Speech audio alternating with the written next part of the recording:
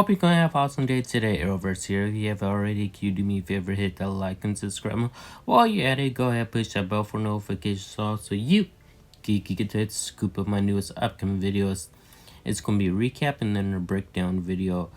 Alright, so we see at this bar, the bartender is actually going home right now. And the manager, he's actually packing up. And he picks up a chair and he gets a 3rd-degree burn on the palm of his hand. Then as soon as he turns around, the jukebox plays some music. And then once again, he turns around again. He ends up getting killed. Yes, the screen blacks out. So when the screen blacks out, obviously something terrible happened to this manager. Now Iris is planning on the dates with Barry. She says, how about we go out? And Barry says, so okay, maybe that sounds fine. She looks at the schedule and then she changes her mind and says, how about we stay inside? Maybe just the two of us hang out together. Barry says, yeah, I would love to, but I actually have to go. There's a crime scene right now. And so Barry goes and sees Chester and meets him up at the crime scene. And something eerie happens here. The thing is that once Chester tells Barry exactly what happens, he says, before you even look at the body, you gotta think about this. What kind of meta will actually cause this kind of damage to a person? Barry knows the exact meta who can cause this much damage, but he wants to be exactly sure if it's the meta he's actually thinking of. So he talks to the police officer. He says, where's the bartender at? I would like to ask her a question to see if she knows who this man is. His name is Birch. And so he asks her the question, do you know this man? Have you seen him before?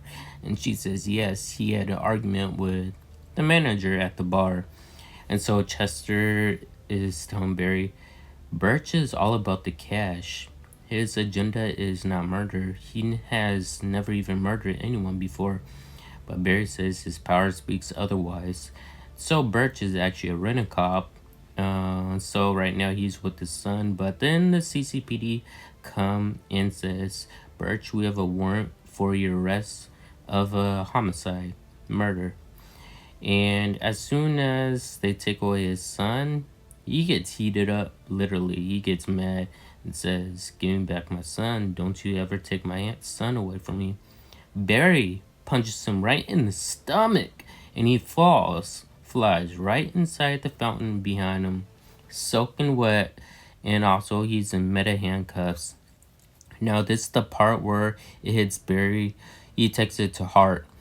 Birch says right inside Barry's eyes, Flash, you have to believe me, I'm innocent. I did not murder anyone. And so when Barry saw the look in Birch's eyes, he remembers when he was a child. His father said the exact same thing when he was wanted for Nora's murder. Henry said the exact same thing to Barry, and Barry's thinking to himself, this is what happened to me when I was a kid, and I think I believe Birch. I mean, this is not like Birch. He would not kill anyone before. He's a changed man. So he goes and sees Cecile, and he wants Cecile to be Birch's attorney for this situation. Of course, Cecile can't get off a reading of Birch because she respects their privacy. I could say that. And so she's talking to Birch, and she's saying that you're the last one who saw the manager. You two had an argument. And Birch says, yeah, it's true, I had an argument with him, but you have to believe me, that was the last time I saw him. I did not murder anyone. Cecile says that, well, the evidence says otherwise. Cecile is telling Barry that there's no one that could actually back him up, no other witnesses that could say or state where he actually went. Did he actually go home, or did he actually stay at the bar? Then the task force ends up running after Birch because he escaped custody, and Birch confronts the bartender and asks her, why did you say my name out loud? And well, let's just say that she ends up getting killed too, and things aren't looking too hot for Birch right now.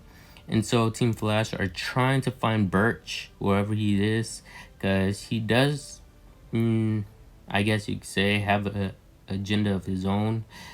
And they end up finding out that there's another body, and it's the bartender's body. But the thing is that this is not the same kill, because Frost tries to cool down this body. This body won't cool down. Now remember, the first body was cooled down okay permanently. Now this one does not match up. So Barry has the facts. He wants Chester to look over this paper to see between these two murders how different they really are between the first kill and the second kill. Chester says, okay, I'll look over it for you, Barry, but the rest of the Team Flash, they really believe that Barry's instincts are off key because they think that he's guilty. And Barry says that, okay, if you guys aren't going to help me with this case, then I'm going to be working alone on this case. So Barry is back to this board, and Joe comes right behind Barry and says, I haven't seen this board in a long time. Last time I seen this board, a different man was up on here. And Joe says, I know what today is. Today is February 1st.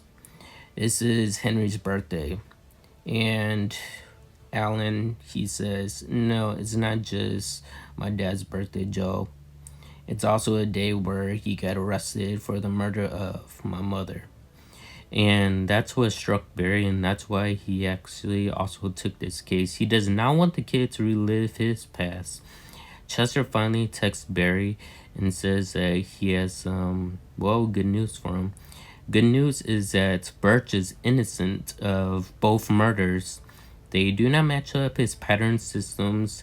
His meta powers did not kill either, not one to the victims. So he's innocent, and they need to see Christian Kramer for it.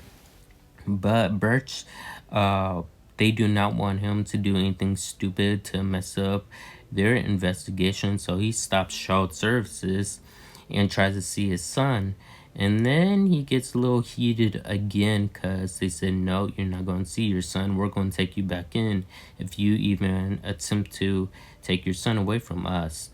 Then Barry comes in and he cools him down and says, listen, Birch, we know you're innocent. You did not kill anyone, okay? You have to come in with me, all right? And we do have evidence that states your immunity. And so what happens is that there's an earthquake. It's not a polarized system underneath the ground like a water frame. It's a volcanic system underneath Central City that's erupting. So they need Birch's powers in order to stop the, I guess you could say, the motivation of it from releasing into the air the volcanic spray. So Barry phases his way underground into the water fault line system so it could connect with the volcano from being erupted. Once the vibration comes out of it, Birch is able to suck inside all of that power from the volcano that's coming out, and he stops it. And Flash says that, thank you, Birch. You just saved thousands of lives just now. His son is grateful and thankful for that. He says, Dad, you use your powers for good. I'm proud of you. And Barry has this flashback where he sees Henry, his father, getting out of jail and also holding him inside his arms once again. And yes, that's been for 15 years. Alright, other than that, so social service, they allowed Birch to have his son, and his son's going to be living with him. Even though his son's 18 years old, his son can make a choice. His son made his choice by living with his father. So for Henry's birthday party, they're reminiscing and drinking up, cheering to Henry, saying how much he was a great man and how much they miss him. Now, the thing is that Birch is innocent and acquitted for all these murders. These two murders. But Barry says that no, it's not just two murders. There's a serial killer out there on the loose, meaning there's more bodies out there. And the serial killer, well, let's just say that we need to find him and stop him. Yes. I'm so psyched for this episode. Reason why I can't wait to see this episode, because the trailer seems really eerie. It feels like they're inside a haunted house being hunted by a horror person. Alright, you guys ready for this? It's time for the breakdown. Let's dive right into it, shall we? So Barry is scouring all over Central City, looking at all these different types of murders and deaths. and there's still the same memo, the same pattern, the same kind of death. And they're thinking of, okay, so it's a meta serial killer. We don't even have any footsteps on him, no fingerprints. It's like he vanishes. And Barry says he does vanish, meaning he could kind of like phases away, teleport, be anything he wants to be. Well, I mean, be anything he wants to be. He could disappear into thin air into particles. And so things are not looking too well for Team Flash. So Barry locks down, I guess, the building, and he says that I think it's here actually. You guys need to leave out of this building right now. The thing is that in Star Labs, whoever's killing people is inside Star Labs right now. I know, it's insane. So it's after them. So it's trying to kill them one by one, one at a time. I'm pretty sure that it's not going to be in this episode when the Team Flash members actually dies, because I think Keiynan is the one who's actually going to die. But who knows? Maybe I'm wrong. Maybe someone else will actually die in Team Flash in this episode. But let's just say that everyone's actually trapped inside Star Labs building, and they need to find a way out of here. But I don't think they'll be able to, because whoever this entity is, I believe it's an entity. People thought that it was Ronnie at first, but I don't think it's Ronnie, because Ronnie cannot disappear as an entity like an apparition. Yes, it's kind of like an apparition, but Barry is the only one that could actually stop it. They need to find out who or what this thing is actually causing these deaths and actually really literally trying to kill them inside Star Labs. That is going to be one hell of an episode. Hope you guys enjoyed this video. If you guys are new, subscribe to the channel as always. And yes, I'll see you all in the next video, of course.